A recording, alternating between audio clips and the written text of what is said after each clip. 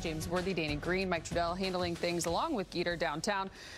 In the locker room, Lakers drop a tough one to close out the month of December. The Detroit Pistons, though, showing why they're the #1 team in the Eastern Conference, and rightfully so, a 22-point win over the Lakers. And we're going to dive into the fourth quarter numbers in a moment, which is where this game really took a turn. Yeah.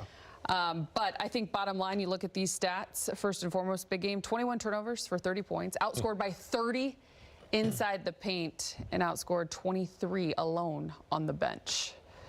Makes it tough.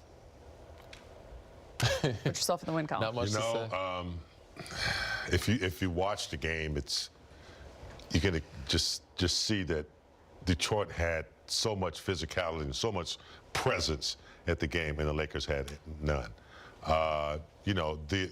We knew that Detroit was a pretty good offensive rebounding team, but they really just killed us in the paint, and it was just dominant physical. And they did it from a lot of different areas. Dan, I'll let you talk about it. I didn't really watch much of the game. Yeah. I was in the car on the way back here, listening to it on the radio. But I mean, you didn't miss much. It was tough to watch, regardless. But they did what we expected them to do. They had 2 tough losses. They were going to bounce back. They're a really good team. So we knew this game tonight was going to be a challenge for any group. After playing against a Detroit team that's a #1 seed in the East that lost 2 games. But like Big Game said, we were just kind of unmatched in the paint. DeAndre Ayton had to get some more energy. I think he had 2 rebounds in that second half of that fourth quarter. He had 0 rebounds coming into the fourth quarter, I think. What the keys to the game in the halftime was take care of the ball and keep them out of the paint. They did neither of those 2, and that was the result of it. And, I mean, ultimately, it kind of looked like we ran out of gas. But Detroit was playing really good basketball. They had guys step up and play well. From, Cade started off. I mean, he was on 22 for a while, but Sasser came in and scored in bunches. Duncan Robinson hit a 3. They went on a little run. Jalen Duren got some steals, but everybody got steals tonight, it looked like, because we had so many turnovers. But, yeah, they didn't take care of the ball, and they didn't keep them out the paint, and that's the results you're going to look at. 74 points in the paint. Yeah. It's a lot of layups. You can't teach that. You can't coach that. In terms of the physicality and the presence that is required. That's determination and grit. That part right there. Cade Cunningham is certainly special. 27 and 11. He continued to put the pedal to the metal, especially in the fourth quarter, which is where this one took a turn. Remember, it was tied up, 79 all. Lakers down just 8, 96-88 going into the fourth, and then you see the result after the final 12 Very minutes. lopsided. Well, it really just certainly felt kind of like the epitome of the whole game. Just the shooting percentage for Detroit all night long. Ended up shooting 63% from the field for the game, 46%. And this is something that has been emphasized, especially over the last couple of days for J.J. Redick and the Lakers. Defensively, they just have to be better. If he had a meeting a few days ago where he said it was going to be uncomfortable, this was going to be deadly. Yeah. Because I don't know. I mean, I'm sure he's shown a lot of video and they know what they need to do, but to not be able to execute defensively, I don't know if Ayton in the middle. I'm not really sure if his presence was there, but yeah, this is somewhat of a virus on the team, and other teams are looking at this, and when they play the Lakers, that's what they're going to be saying. We can kill them in the paint. They're a little soft.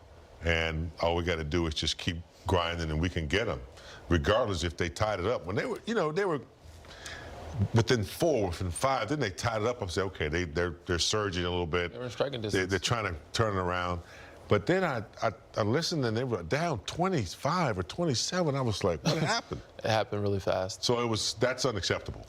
I agree with you, Big Game, but their defense is weak and it needs some working. But you don't give yourself a chance to play defense if you turn the ball over 20-plus times. That's true. You can't get set.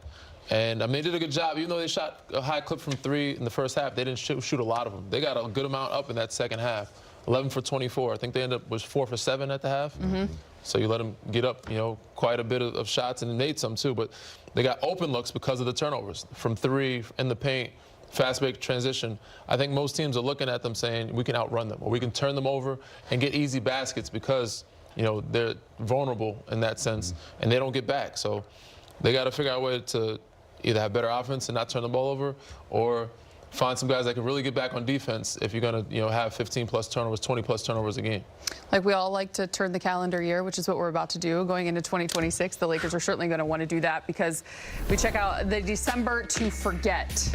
A record of 5-7, despite being at 20-11 on the season, but just 112 points a game, allowing 120. Yeah, it's not good. With a minus 7.8 point differential.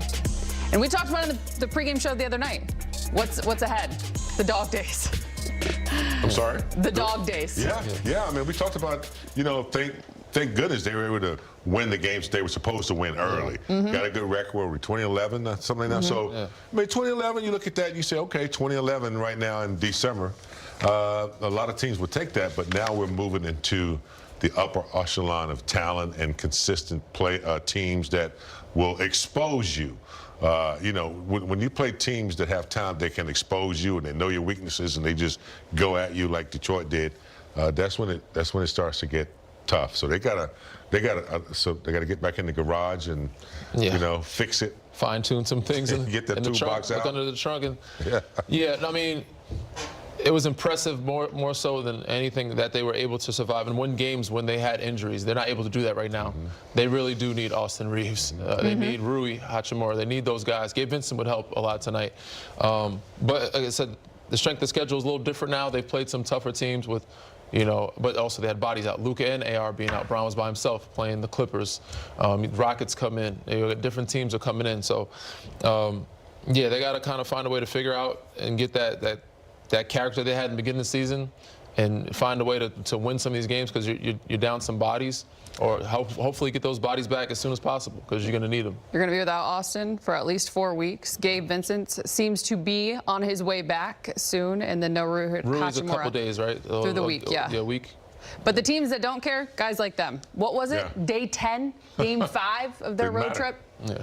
The Lakers just haven't got their chemistry. They haven't cooked enough to win, with guys out. Now, if you have Austin, LeBron out, Luka out, you still got a good chance to win because that's just how consistent he is, how much he brings to the table.